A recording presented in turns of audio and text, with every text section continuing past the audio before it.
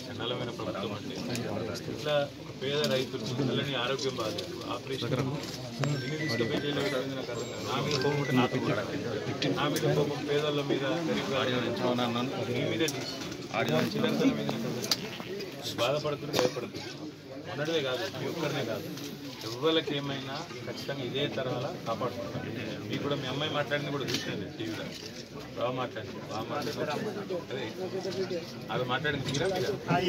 మీరు మాట్లాడింది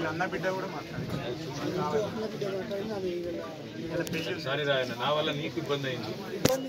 నా మీద కోపంతో నీ మీద పడ్డారు బాధపడతా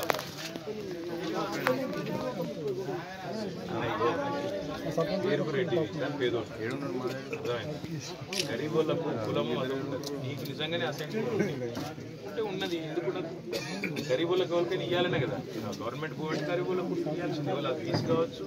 ఎస్సీ కావచ్చు ఎస్టీ కావచ్చు అట్లా 10 ఏళ్ళ కేసీఆర్ ఉన్నప్పుడు మరి మనం కూడా కక్షలు తీసుకుంటే వాళ్ళని బిగులు రాయి మరి మనం పద్ధతిగా మన పని మనం చేసుకుంటే వాళ్ళని మనకుంటా కాంగ్రెస్ వాళ్ళు వచ్చినా బీజేపీ వాళ్ళు వచ్చినా వాళ్ళకి లాభం చేసినా మేము చేస్తే తప్ప నష్టమే చేయాలి పేదలు ఇక గరీబ్ గల పుట్టగొట్టుడేది నాకు అర్థం కాదు మిమ్మల్ని జైల్లో పెట్టుడేది ఇక గరీబ్ కానీ ఛాయ్ దుకాణం తీసేది ఏం చిల్లర ప్రభుత్వం ఇంత కలిసా భయపడకుర్రి మళ్ళా మంచి రోజులు వస్తాయి మీకు మంచిగా బ్రహ్మాండంగా అన్నిటికీ అండగా నేను ఉంటాయి ఈ లోపల కూడా ఉంటా రేపటి కూడా ఉంటా నా విజ్ఞప్తి ఏంటంటే అంత మాట ఎందుకు ఆరోగ్యం కాపాడుకో పిల్లల్ని మంచిగా చూసుకో ఏం చదువుతున్నావు బిడ్డ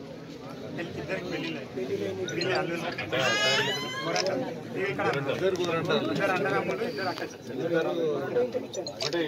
గోరంటాలు అది రవీంద్రరావు గారికి మా దగ్గర పిల్లలు ఉన్నారా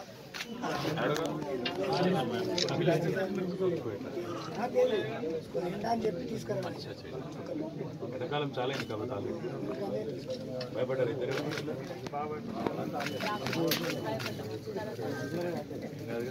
ధైర్యంగానే ఉన్నారు అది కేసు పీసు ఏం కాదు అంత బోగస్ కేసు బోగస్ కథ కేవలం నా మీద కోపం నీ మీద తీసి ప్రయత్నం చేసుకోవాలి గట్లా తయారైంది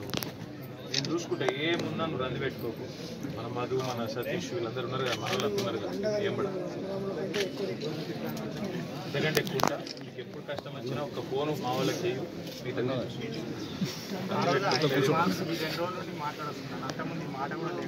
తమ్ముడైతే మాస్క్ వేసుకుని ఉంటాడు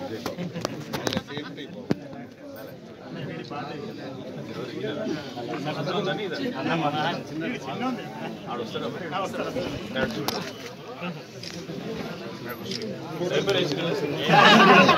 మళ్ళీ మన కథ చేస్తే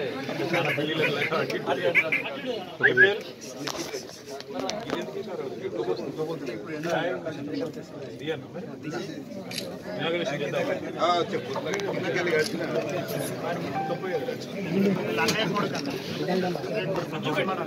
ఎప్పుడు తీసింది నితీష నిత్విక్